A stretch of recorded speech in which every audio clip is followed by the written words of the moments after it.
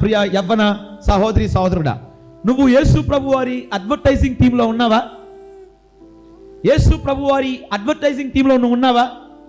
ఆయన గురించి అడ్వర్టైజ్ చేసే బృందంలో నువ్వు ఉన్నావా? నీ జీవితం ద్వారాను, అలాగే నీ పలుకుల ద్వారాను, నీ ప్రవర్తన ద్వారాను, నీవు చేసే పనుల ద్వారాను యేసు ప్రభు వారి గురించి అడ్వర్టైజింగ్ చేసే స్థితిలో నువ్వు ఉన్నావా అన్న విషయాన్ని ఈ మధ్యాహ్నం మనందరం కూడా ఒక క్వశ్చన్ లాగా ఫేస్ చేయాలి. Are we in the advertising team of our Lord Jesus Christ? యేసు ప్రభు వారి యొక్క అడ్వర్టైజింగ్ టీంలో నీవు నేను ఉన్నామా అనేది మనందరం కూడా ఆలోచించుకోవాల్సిన విషయం. చాలా మంది యువకులు, చాలా మంది యువతులు అడ్వర్టైజ్ చేస్తూ ఉన్నారు. వారికి బాగా ఇష్టమైన క్రికెటర్ గురించి అడ్వర్టైజ్ చేస్తారు.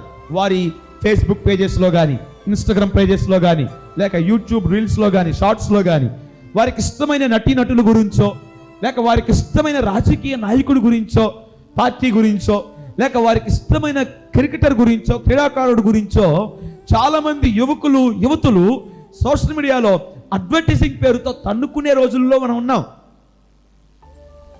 నేను పాటించే వెంబడించే నాయకుడు గొప్ప అంటే కాదు, నేను పాటించే నాయకుడు వెంబడించే నాయకుడు గొప్ప. మా హీరో గొప్ప అంటే మా హీరో గొప్ప. ఈ హీరోయిన్ బాగా యాక్ట్ చేస్తుంది అంటే లేదు, ఈ హీరోయిన్ అంతకంటే బాగా యాక్ట్ చేస్తుంది. ఈ క్రికెటర్ కంటే ఈ క్రికెటర్ గొప్ప అని సోషల్ మీడియా వేదికగా కొట్టుకునేంత స్థాయికి ఈ రోజున పబ్లిసిటీ చేస్తూ ఉన్నారు. చాలామంది యువకులు అక్కర్లేని అనేకమైన విషయాల గురించి పబ్లిసిటీ చేస్తూ ఉన్నారు. కానీ మన కొరకు ఈ లోకానికి వచ్చి దైవ స్థానాన్ని విడిచిపెట్టి దాసుని స్థానాన్ని తీసుకొని మనల్ని రక్షించడానికి తన రక్తమును కార్చి తన ప్రాణమును పణంగా పెట్టి మనల్ని తన కుమారులుగా కుమార్తెలుగా సొత్తుగా మార్చుకున్న యేసు ప్రభు వారి గురించి అడ్వర్టైజింగ్ చేసే యువకులు ఎంతమంది ఈ రోజున?